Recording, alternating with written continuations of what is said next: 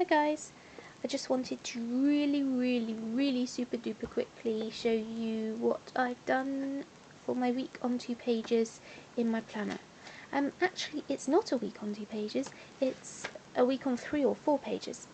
I will tell you the details of it in a second. Firstly, I will show you the variations that I've gone through in trialing this, because if you saw my last video, you will have seen that I'm trying to do everything plannering in my A6 VDS.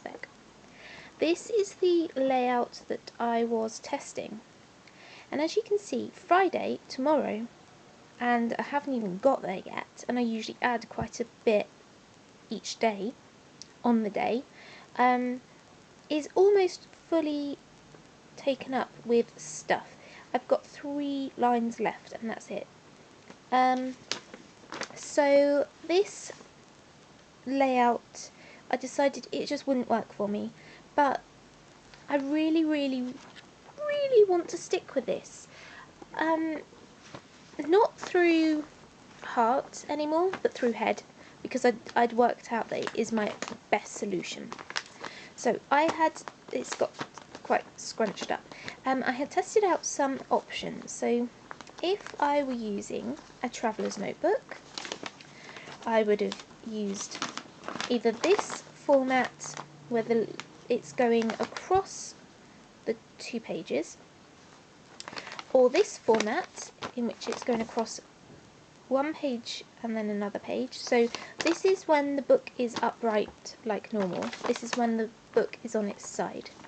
And then yesterday I was thinking, well, I need more space in my planner, and I basically did this again but on A5 paper, thinking, okay, I can't use my A6 planner because it's too small.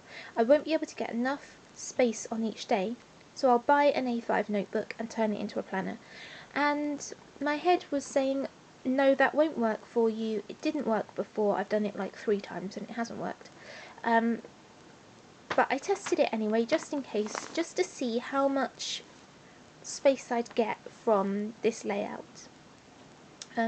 So I drew out, just like this, the 6 boxes for Monday to Saturday across the page, and a separate box for Sunday, because Sunday's my weekend, and space for notes. And then I tried it out the other way as well.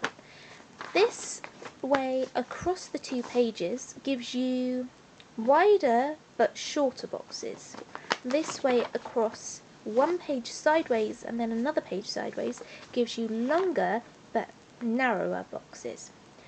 And I decided that I didn't like the idea of an A5 book, because I always think that they are more sort of neat. They are ones that I don't want to scribble my notes in. I want to write neatly in them, and my planning, this can be neat, but my actual list making and note taking can be scruffy, so I didn't want to use that. And plus, because I had talked myself into using my A6 VDS, it has so many benefits. I mean, all these pockets, they're amazing, and just the ability to, the flexibility of it, the ability to take out pages, add pages, do whatever I want in it. I'd really persuaded myself to use this. So I love the layout of this, and I love testing it.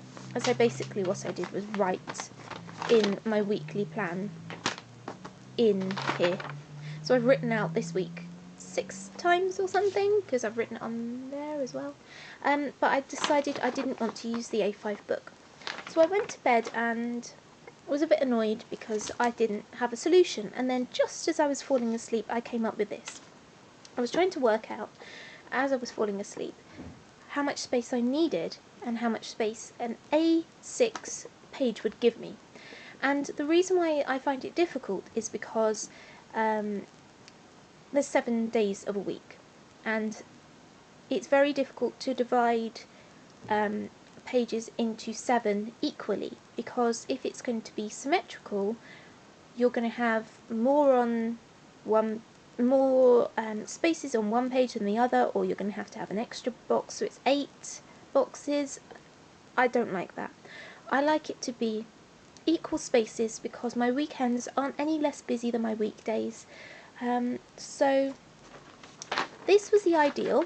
This A5 page, but when it's both pages, it's A4. Weekly grid, so it's 6 boxes here and the separate Sunday.